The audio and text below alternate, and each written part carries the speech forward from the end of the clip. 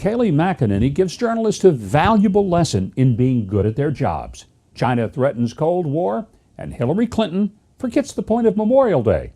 Hello, I'm Mike Huckabee with the breakdown for May 27th.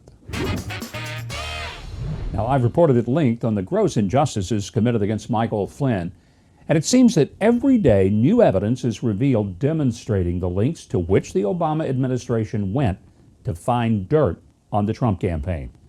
A newly declassified memo, that's right, another one, makes it clear that the Papadopoulos evidence used to justify Crossfire Hurricane, which was the code name for the FBI's Trump-Russia investigation, was really nothing more than flimsy hearsay.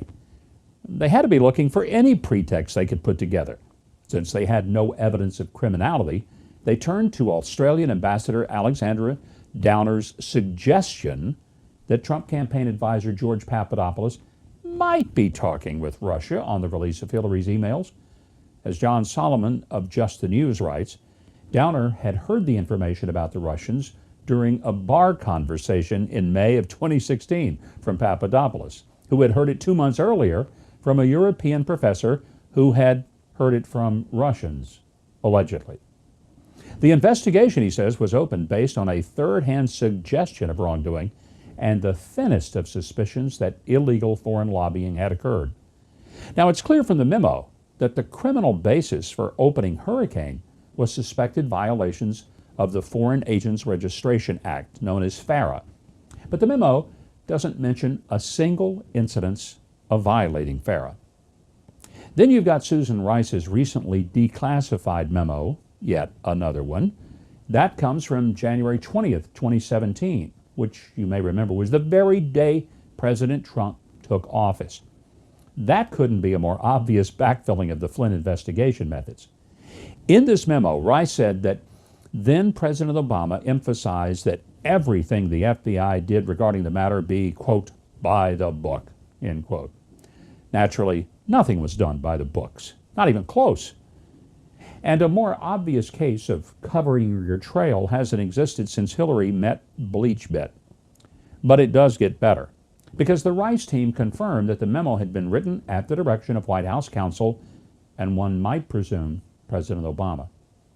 Now, despite the almost daily revelations of corruption in the Obama administration, the media continues to ignore the Michael Flynn story and remains fixated on painting President Trump as a very bad, evil, incompetent man.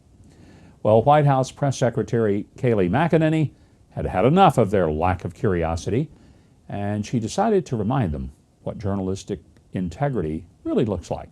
I laid out a series of questions that any good journalist would want to answer about why people were unmasked and all sorts of questions. And I just wanted to follow up with you guys on that. Did anyone take it upon themselves to pose any questions about Michael Flynn and unmasking the President Obama spokesperson?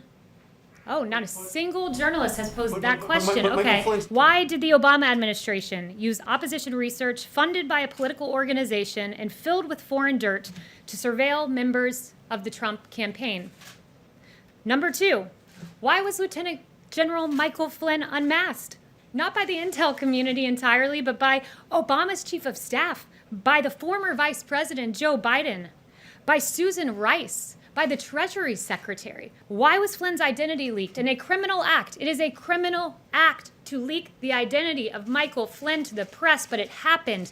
Where are the questions to Obama's spokesperson? Why did the DOJ, Sally Yates, learn about the unmasking from President Obama? And then finally, question number 5. Why did James Clapper, John Brennan, Samantha Power, and Susan Rice privately admit under oath they had no evidence of collusion while saying the opposite publicly? It's a long weekend. You guys have 3 days to follow up on those questions, and I certainly hope the next time I ask, some hands go up, because Obama's spokesperson should be asked those questions, because President Trump's spokespeople certainly would be. Kayleigh McEnany? More like Kayleigh McKilling-it anytime a reporter asks a dumb question. Okay, that was terrible, I know, but it doesn't make it any less true. I think it's far too much to hope that any of the so-called journalists were present and maybe were even remotely impacted by her challenge. But she sure gave the rest of us some great entertainment and much-needed vindication against those frauds of the fake news.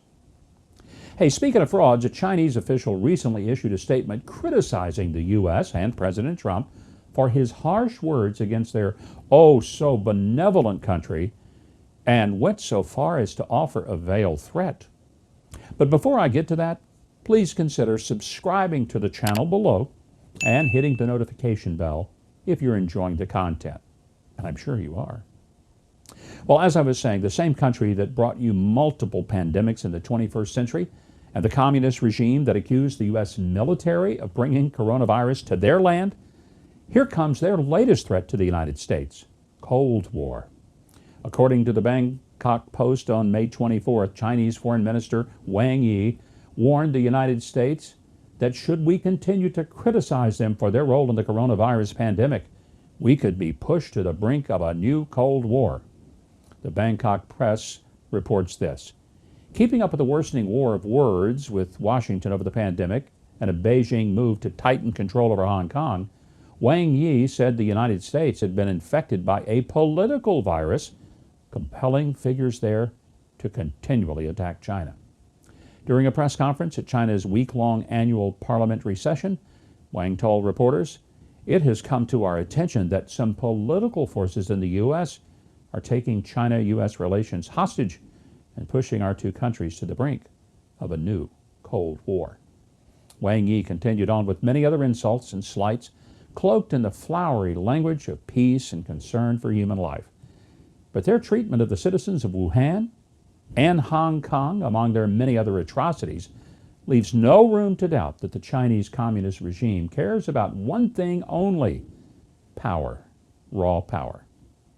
On Fox's The Breaking Story, Senator Martha McSally of Arizona, who served for 26 years in the U.S. Air Force and was the first woman to fly in combat, didn't pull her punches when responding to this veiled threat. We've been seeing China on the rise in plain sight as a threat, trying to replace us over the last several decades.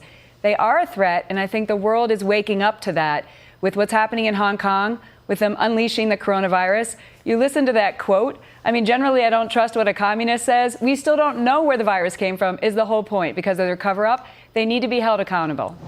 I don't think I can stress enough how important it is that the U.S. doesn't stand down to the communist government of China. Not now, not ever. There is perhaps nothing more important to the communist vision than to prove its superiority over the free world.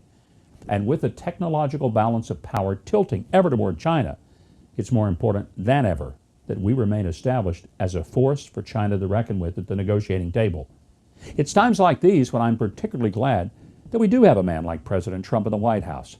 Most of the politicians that have run for president in the last 20 years would be bowing to China right now.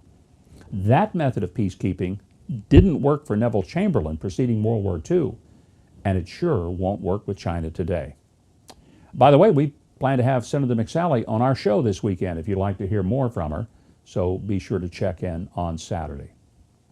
Finally, they say one of the first things to go as you age is your memory. In the case of Hillary Clinton, it's her enemies, allegedly, but that's a story for another time. Over the weekend, in a stroke of irony, not to mention consistency, Hillary seemed to forget the point of Memorial Day when she tweeted this: "I'm missing our Chappaqua Memorial Day parade today, while also feeling grateful to leaders like New York Governor Cuomo for making responsible decisions to keep people safe. Wishing everyone a safe and healthy holiday. Bill Clinton and I will be waving our flags at home." Notice how, just like with Benghazi, Hillary left out the troops. And is that fear in Cuomo's eyes I see? Guess I can't blame him. Since the media and Hillary seem hell-bent on ignoring Cuomo's blunders, I don't feel at all bad saying with almost absolute certainty his response to the coronavirus in New York led to the unnecessary deaths of tens of thousands of seniors there. Even the very left-leaning publication The Guardian acknowledges what a terrible job Cuomo's done. And National Review's Kyle Smith points out a few reckless choices that Cuomo made early on that led to the disproportionate suffering in New York. Perhaps the chief of those mistakes being ordering senior living centers to take coronavirus patients back into their facilities. If she's not going to remember our fallen heroes, the least Hillary could do, besides reporting her to the nearest prison, is remember those who died from Governor Cuomo's terrible policies. Instead, she honors the man for his terrible decision-making abilities, and we're left with an awful tweet and a free Hillary. Thanks so much for watching. I hope you'll subscribe below, then click on the notification bell, and leave a like and share a comment if you enjoyed the video. If you'd like to have more of my daily news analysis, sign up for my free twice-daily email newsletter. You can do that at MikeHuckabee.com. That's MikeHuckabee.com. And a reminder, the newsletter delivered to your email box twice a day is 100% free. Also, be sure to tune in this Saturday for the next episode of Huckabee on TBN. All the details available at Huckabee.tv. Well, that's it for this edition of Breakdown. I'm Mike Huckabee.